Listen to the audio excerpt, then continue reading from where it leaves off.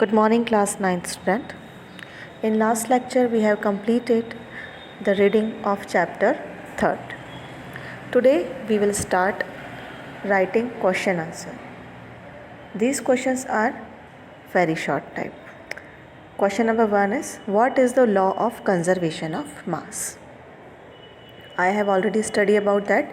The mass can neither be created nor be destroyed in a chemical reaction.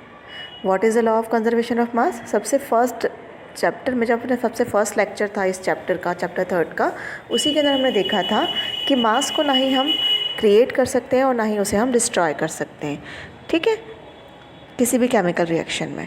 This is called the law of conservation of mass. Question number 2 is, what is the law of constant proportions?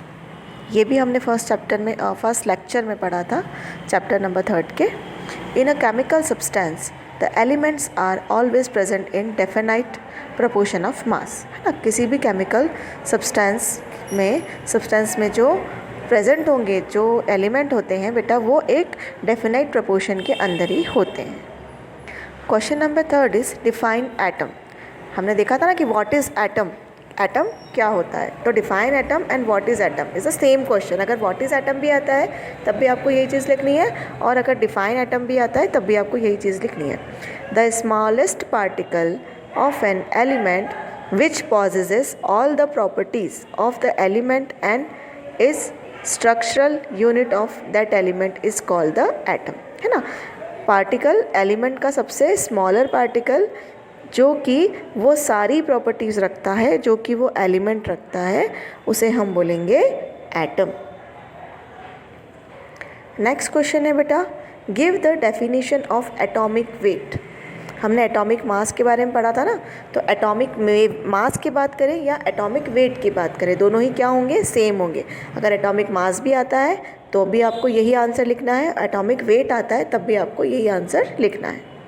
The number of time by which an atom of an element is heavier than 1/12 mass of an atom of hydrogen is called atomic weight या atomic mass. है ना, हमने बोला था कि किसी भी element का जो एटम होगा वो अगर हाइड्रोजन के एटम का 1/12 है ना, मास ऑफ एन हाइड्रोजन 2 1/12 होता है, तो उसे हम क्या बोलेंगे, उसका एटॉमिक मास बोलेंगे, या फिर हम उसे बोलेंगे उसका atomic weight.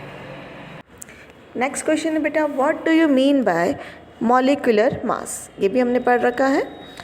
The sum of atomic masses of atom present in the composition of a molecule of compound is called molecular mass. मतलब जितने भी एटम्स उसके अंदर अवेलेबल होते हैं, प्रेजेंट होते हैं, उनके एटॉमिक मासेस का जो सम होता है और जिससे कंपाउंड जनरेट होता है, उसे हम क्या बोलेंगे, उसका मॉलिक्यूलर मास हम उसे वहाँ पर उसका बोलेंगे. ठीक है, composition of A molecule of A compound is called, मतलब जितने भी एटम वहाँ पर लग रहे हैं किसी भी मॉलिक्यूल को कंपोज करने में, है ना, कंपाउंड को बनाने के लिए, उसे हम क्या बोलेंगे, उसका मॉलिक्यूलर मास हम उसे उसका बोलेंगे.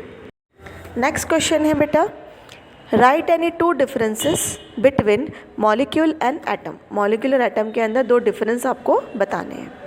तो सबसे पहले तो 2 कॉलम बना दीजिएगा, एक तरफ लिख लीजिएगा मॉलिक्यूल और सेकंड कॉलम में लिख लीजिएगा एटम. तो अगर हम बात करें मॉलिक्यूल की, तो फर्स्ट पॉइंट आता है इसका, molecule is a smallest particle of an element और a compound having its complete characteristics. Molecule क्या होता है, सबसे छोटा पार्टिकल होता है किसी भी कंपाउंड का, और वो उसकी सारी कैरेक्टरिस्टिक्स भी रखता है. अब आते हैं हम एटम में. Atom is a smallest particle of an element having its complete characteristics. Atom भी क्या होता है, एलिमेंट का सबसे छोटा पार्टिकल होता है और उसकी सारी कैरेक्टरिस्टिक्स वो रखता है. मॉलिक्यूल में सेकंड पॉइंट है, it can exist in free state. जब भी वो फ्री स्टेट में होता है, मतलब जब भी उसके ऊपर कोई भी फोर्स नहीं लगा होता है, उससे कोई रिएक्शन हम नहीं करते, तब भी वो उसके अंदर प्रेजेंट होता है. It can not exist in free state. Atom जो होता है वो फ्री स्टेट में प्रेजेंट बेटा नहीं होता है. Define the atomic mass unit. The mass unit equal to exactly 1/12.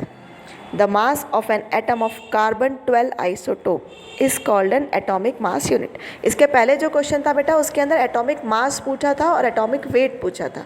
यहाँ पर और वहाँ पर हमने हाइड्रोजन एटम का 1/12 लिया था और यहाँ पर हम कार्बन एटम का 1/12 ले रहे हैं और इसे हम क्या बोलेंगे, एटॉमिक मास यूनिट बोलेंगे। नेक्स्ट है what is it not possible to see an atom with naked eye. हम हमारी नॉर्मल आई से एटम्स को क्यों नहीं देख पाते हैं? तो answer is the size of an atom is so small to be measured in nanometer. जो एटम की साइज़ होती है बेटा वो काफ़ी स्मॉल होती है जिसको हम नैनोमीटर में मेज़र करते हैं। Thus it is not possible to see an atom with naked I.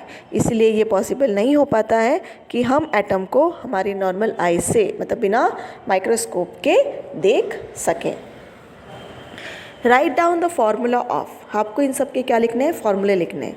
Sodium oxide, aluminium chloride, sodium sulphide and magnesium hydroxide. तो सोडियम ऑक्साइड का फॉर्मूला हो जाता है बेटा Na2O, एल्यूमिनियम क्लोराइड का हो जाता है AlCl3, सोडियम सल्फाइड का हो जाता है बेटा Na2S और मैग्नीशियम हाइड्रोक्साइड का हो जाता है बेटा Mg ब्रैकेट में OH2। क्लियर है? ये फॉर्मूले हैं, इनको आपको लिखना भी है और बाद में इनको याद भी करना है। What is meant by term chemical formula. Chemical formula क्या होता है ये आपको बताना है। The symbolic representation of the composition of a compound is called the chemical formula. मतलब जब भी हम किसी कंपाउंड को उसके सिंबल से रिप्रेजेंट करते हैं तो हम उसे क्या बोलते हैं, तो हम उसे बोलते हैं कि वो क्या है, वो उसका केमिकल फार्मूला है। ठीक है बेटा, इसी के साथ जो वेरी शॉर्ट टाइप के क्वेश्चंस हैं हमारे वो यहाँ पर बेटा हमारे ख़त्म हो रहे हैं। अब नेक्स्ट लेक्चर में हम शॉर्ट टाइप के क्वेश्चन आंसर इसके देखेंगे।